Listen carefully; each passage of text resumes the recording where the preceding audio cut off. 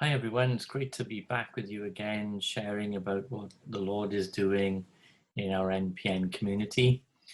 We've just been having a lovely weekend and thinking about how we can go about and have some fun with Ruben, take him to a few different places, still trying to observe some lockdown restrictions.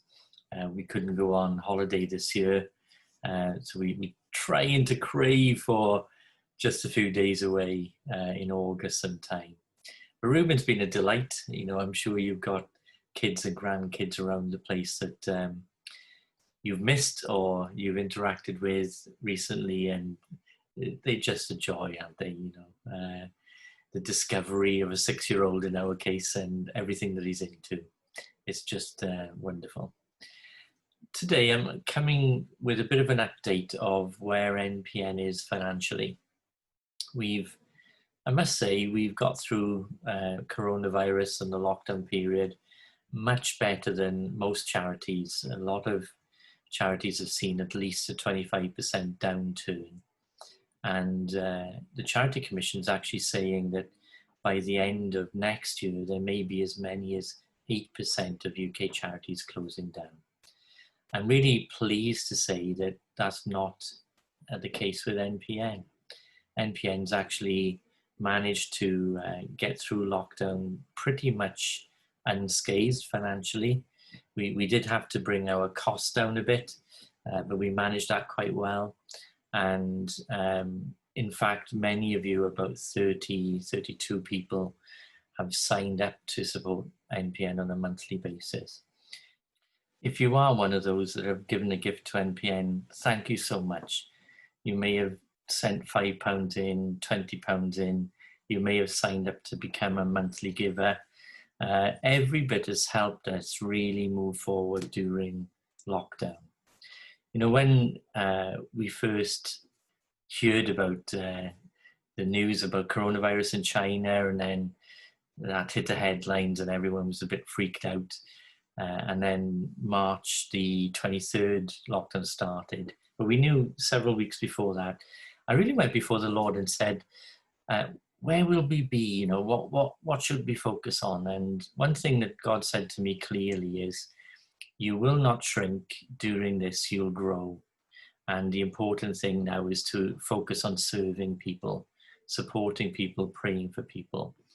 And that's been really true. Certainly the Facebook group that we set up on October the 18th, we've seen 500%, I think, increase during the lockdown period. And I was looking to the figures to the end of June, so 6 months of the year. There's been 144,000 interactions on Facebook. I'm putting a graph up now that will show you. The top graph, you can see that spike of coronavirus starting, and then it ebbs down after everyone got used to it. But also the membership increase has been tremendous. I'm constantly going every day now that there's 7 new members, 10 new members, sometimes 25 new members on that group. And what I love about it is when somebody posts a prayer request up there, it's not just left and nobody gets around it. We're seeing time and time and time again that there's 30 comments, there's 20 likes, which means there's 50 people praying. A like or a heart emoji is somebody saying, yeah, I've seen this and I'm going to pray for you. But for the more complex prayer requests, we often see over 200 people praying. And I've had both messages and emails from people who posted prayer requests, basically saying they've been absolutely overwhelmed with the love and care and generosity of those members who have gone, you know what, I'm going to stand with you through whatever the trial is. So thank you again on this point that you've been so faithfully praying for one another, supporting another person in the network. 144,000 individual prayer points there. It's just been absolutely incredible. But coming back to the finance, we kind of set up an appeal early on, thinking, how much money, and I think we went right down to the pound, how much money we needed to see come through the door in the first 100 days. We actually extended that to the 30th or the end of July, 31st of July. And we're so blessed that we were 68% of the way there, but we want to get that rest in, that 32%. It's 1,900 and something pounds. We want to get that through the door by the end of this month. Now, what does that mean? What are we paying for? Well, we're not in debt. Praise God, we're not in debt. We don't owe anybody anything. And we're just looking at our costs. You know, we've started producing videos. There's quite a big cost to do that. We had to get a faster internet connection, bigger cost to do that. Even putting the titling of the videos together, we had to get bits of software. And then, of course, there's the time element. So none of us are making big money at NPN. Right now, I'm earning £250 a month for the work that I do, and the rest is voluntary. We are blessed as a family that Rebecca can go out and earn some money as a doctor, which means that she's part-time, by the way, not full-time. But that means I can do the work I'm doing at a really low cost, and we can still live and everything's fine. But most people here, they've got second incomes. They might have got a pension that they can rely on. They might be volunteering entirely. And that's such a blessing to the charity, because we know we can rely on people's time, we can rely on people's effort, and that they're okay financially, that they themselves are not going into debt just by working for NPN. So up on the screen, there's a little graphic here that shows the original target. It shows how far we've come and what's left to raise. And we're going to put a little link on the screen now to show you where you go to if you want to make a gift to NPN. We'll also put that link on the email we send out and on the Facebook page. But I'm just asking if you would commit to giving a £5 gift, a £20 gift. If you can do more, that's even great. Fantastic. But if you can't do anything, that's also great. Please pray for us. You know, we are seeing unprecedented growth in NPN, supporting people through attempted suicide. We're praying for people who've got cancer. We're praying for people who have PTSD and mental health disorders now. We're often signposting them to other agencies as they inquire. I was just writing a report for the trustees, and in many respects, we're ahead of where we should be in this year's budget. There's a couple of areas, like we didn't derive any income from church offerings this year because we weren't able to go and speak in any churches. We didn't derive any royalties from the resource material we published, simply because we've given so much of that away. There's been over 10,000 downloads of our resources that we put up on the website right at the beginning of COVID, because we just wanted to help people. And actually the mental health resource that Ravina Talbot produced from the Isle of Man, that was one of the most downloaded. I think there was over 1,000 downloads of that in the first 48 hours. You'll know as well, we did a survey, the big name, the How Are You Doing survey. We saw as a result of that, nearly 1,200 people responded. 43% said that their mental health had been affected through this lockdown and being isolated, not seeing, meeting people. So, you know, it's something that everyone's going through, isn't it? You know, everyone's missing someone. Everyone's feeling a bit cooped up, and we're hoping that we get back to some normality in life. But anyway, let me round off. We're just about to watch another Community Footprints video that we did with Carl Knightley. He's the CEO of Faith in Later Life. They've been doing a great work as well, supporting older folk in the community and raising awareness of the needs. So we just want to remind you of that.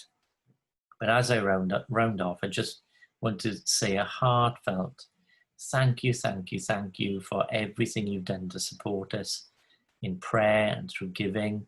if we're able to work together as a team, as a family, in our network, to see that rest of that appeal finished off, that would be a tremendous, tremendous weight off our shoulders. We're looking forward to a great next year. We've got some incredible things lined up. The autumn prayer week coming up, Neighbour Sunday straight after that. I've been talking this morning to Adam about a great campaign the government is asking to get it involved in for Christmas. More details of that later. And then we're into the new year. We're going to dedicate the new year with a real focus on a mile with Jesus, prayer walking around our communities as we start the year and dedicating our streets and communities to the Lord for the whole year. And we've got 4 prayer weeks lined up next year, seasonal prayer weeks, and as well as obviously all of the campaign stuff we do, London Prayer Loop. We'll really be focused on evangelism again next year, so there's plenty ahead of us. Okay, I'm going to leave you go, but thanks for listening, thanks for watching. It means so much to know that there's so many people out there praying, caring, and loving on one another. If ever you want to get in touch with me, you've got a query, an idea, a recipe. One of the things I was chatting with some friends about is, we talk about all the stuff with neighbours, and we don't actually cook for them, or we don't share recipes on NPN, and we hope to change that. So I'm going to stick up a recipe for beef stroganoff, and I hope you guys will share some of your best recipes so that we can encourage others to cook for their neighbours. So thanks again, thanks for listening, and we're going to hand over now to the Community Footprints I recorded a few weeks ago with Carl Knightley from Faith in Later Life. God bless.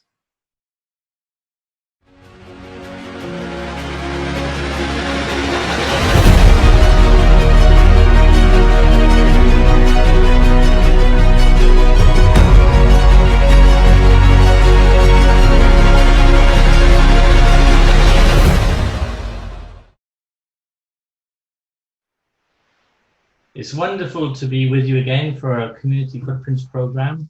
Great to have Carl Knightley with us this morning, who is the CEO of Faith in Later Life. We've been walking a great journey with Faith in Later Life now for a few months, and it's just been so exciting to see how the ministry is blossoming. There's some exciting stats around the national phone line, Daily Hope, that they launched with the Church of England. We'll come on to that a bit later, but we've also got Adam May, who is our Director of Comms and PR, on this morning. Adam and I are going to ask Carl questions, and we'll just chat back and forth for about 15 minutes as normal. But thank you for joining in. If you're watching this on YouTube, and once you get updates of further programs, please just click the subscribe button below, and you'll get an automatic notification of that. So Adam, over to you to ask Carl the first question. Indeed, thank you very much indeed, Carl, and good morning to those of you that are joining us this morning for Community Footprints. Now, I'm really blessed to work with both of these two gentlemen, both Carl Brettle and Carl Knightley. But for those who are watching this for the first time and haven't come across Faith in Later Life, Carl Knightley, what is Faith in Later Life, and how did it start? Thanks, Adam. Thanks, Carl. Good morning, everybody. So Faith in Later Life is a new-ish charity that was set up in 2017. And it was the brainchild, if you like, of 5 different Christian charities, including Pilgrim's Friend Society and the Salvation Army. So across the church, 5 charities who all have a real heart for older people, but really felt there was a sense of not being enough resources and focus, if you like, on older people in the community, in church, as opposed to just in care homes. So Faith in Later Life was set up, and we exist to encourage and equip Christians through the local church to reach, serve, and empower older people everywhere. Fantastic. And so just share a little bit more for us there, then, Carl, about kind of what has been some of the kind of success stories of faith in later life. I know everybody likes a good story about how a ministry has impacted. So do share with us a kind of good news story, a success story. What's really exciting about the work that we've been doing with Faith in Later Life is it's obviously plugging a gap where there is a need in churches to support churches more in this area of ministry. And so we set up a network of church champions.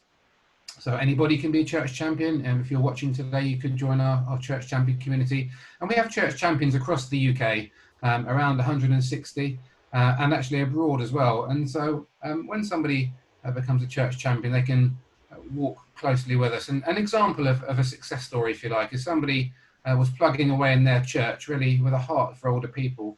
And they joined our church champion community, and we sent them some resources and gave them some encouragement. And they set up a group for seniors at their church. And so as a result, I think there are about 20 older people who are able to start attending a group during the week and feel encouraged, be affirmed in their faith that they're precious to the Lord. And just because they might be older, that doesn't mean that they're of any less value. Of course, we know that older Christians are inherently valuable and really bring a rich wisdom to the church. So it was really great to see older people being more focused on and encouraged and empowered because of our church champion network. Really, that's really exciting, Carl. I'm going to hand over to the other Carl, because obviously it's good to share a little bit about the work of Daily Hope. But as I say, we've been a partner for a little while. So Carl Brettle, take us back to February this year. Well, even before that, we had our NPN 7th birthday in Lambeth Palace last year in September, and it was great that Carl Ledley was able to come along and share about the work of Faith in Later Life. You know, what he was just saying there, I can echo so many times in conversation that there's a lot of older folk that sometimes feel like they've been put on the scrap heap because they're not young, hip and trendy. They're not doing the latest innovative thing. But actually, if you consider an older person, and I guess just turning 50, I'm thinking, hang on, older's just ahead of me. It's really important because how many people do we know in our local church that have been managers, CEOs of companies? They've had life experiences that we would never have yet experienced. And I know in my local church, sometimes the conversation has been, oh, I used to do that, and I used to do this. And I'm standing there with the individual thinking, actually, you don't realize how valuable you are. And I'd love you to come and volunteer with us, because that life worth and that life experience and that attitude of not necessarily jumping to or against something, but having a considered approach because life has shaped you that way is invaluable.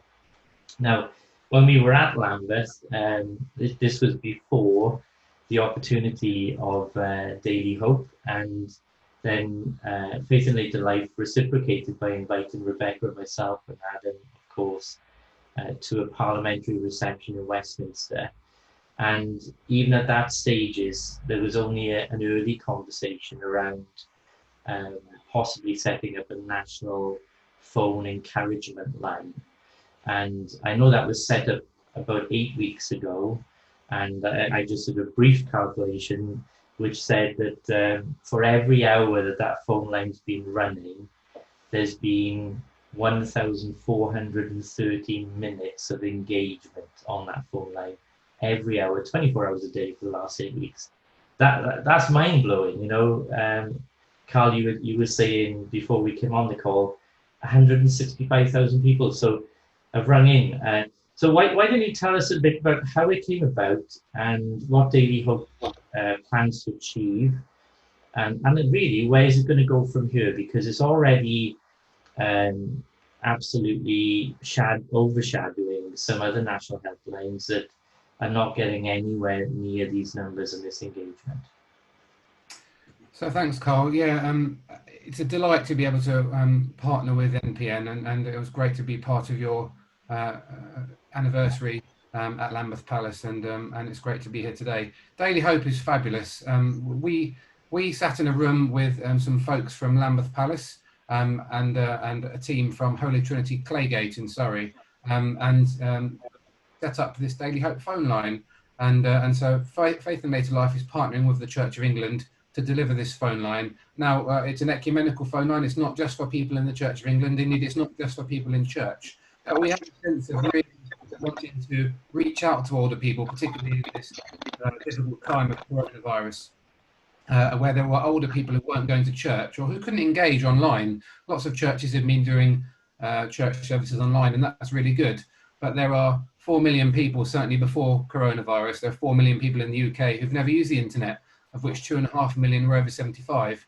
So we set up this free phone line, and some folk from Holy Trinity Claygate provided some material called Hymns We Love.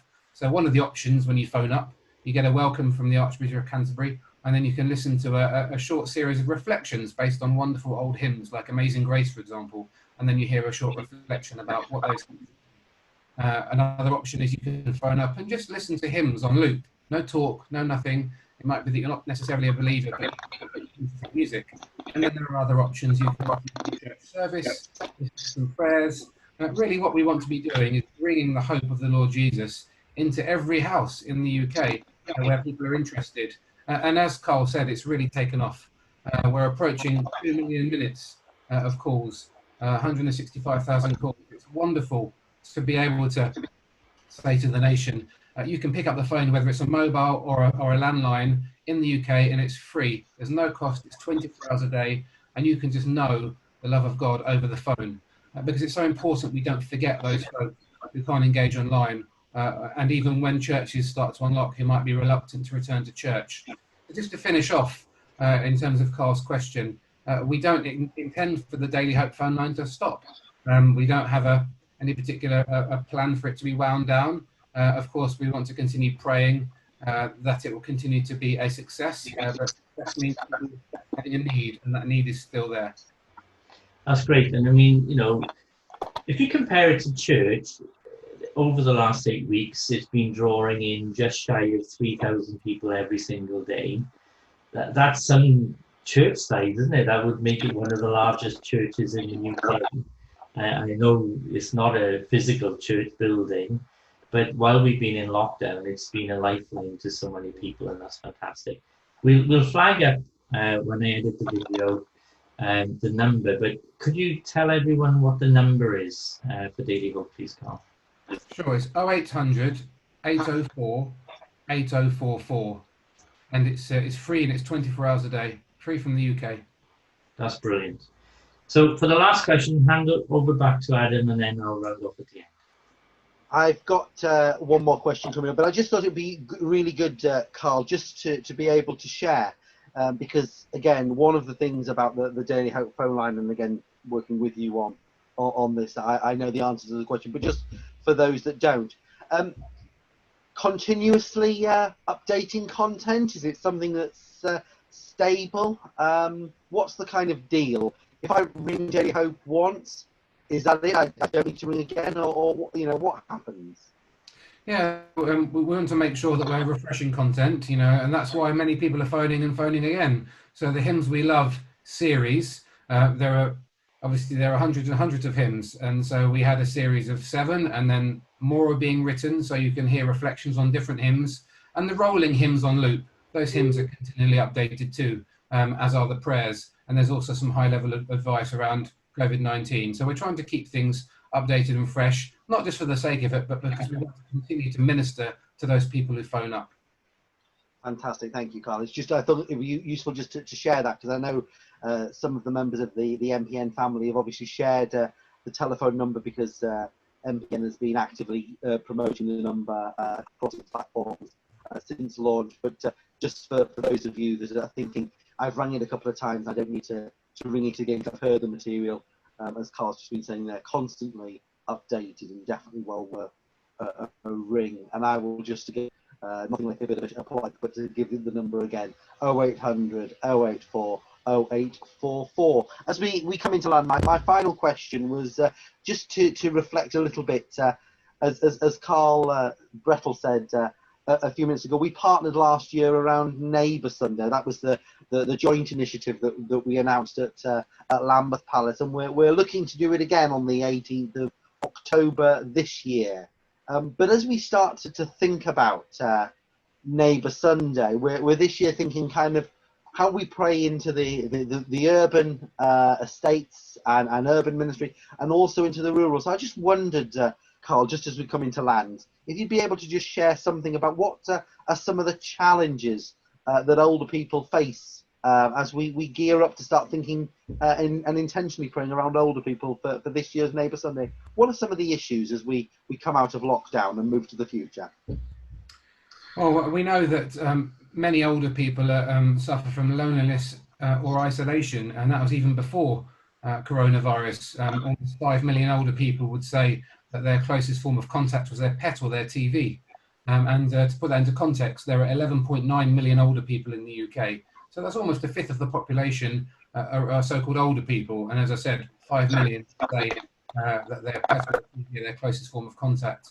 So it's important that we re-knit as a society, if you like, and I think this crisis has helped with that because it's thrust the area of older people back into the limelight. But it's also very important to remember that we don't just want to help older people, although we do. We want to recognise the value, the intrinsic value of older people. Church is intergenerational by design, and society needs to be too. We know that older people, particularly older Christians, bring that God-given wisdom. And in practical terms, where would we be without granny or granddad and their childcare? We know that older people, in terms of caring for grandchildren, are worth £6.6 billion to the economy. I could go on, but the important thing is, as Christians, we know that God commissioned Abraham, Moses, Aaron in their 80s. Daniel was in the lion's den as 18, an 80-odd-year-old, not as a young strapping lad, as some of the pictures will show you. We need our older saints to give us an example, to encourage us, but we also have a duty to love and to look out for them. That's brilliant, Carl. Thank you so much for sharing. If someone wants to sign up to get your newsletter, where would they go? So they can just go to faithandlaterlife.org. That's all one word, Faith and Later Life, all one word, or just Google Faith and Later Life. And right on the front page, right at the bottom, there'll be a way to sign up, or you can go to the Get Connected tab. But just go to the website and you'll find out more. And actually, if you want to have the email in post and not by email, then that's possible too. But do head to the website first, or perhaps contact you, Carl, if anyone's got any other questions. Yeah, sure. And obviously this is posted on Facebook, so if you do have a question, put it in the comment stream underneath the video. We'll come back to them with an answer. I'd really encourage anyone that's part of our network, if you have time on your hands, you're an active member of your local church, and obviously there's a debate right now about when church will go back to its normal meetings and so forth. Sign up as a Faith and Later Life Church champion, because there's bound to be other older folk in your church, and you may be the catalyst to breathing a new breath of life into their outlook and daily and weekly routine. So thanks, Carl, for joining us. Thanks, everyone, for tuning in. We'll be back again with another Community Footprints. But don't forget to press the subscribe button if you're watching via YouTube to get an automatic notification of the next program. Take care.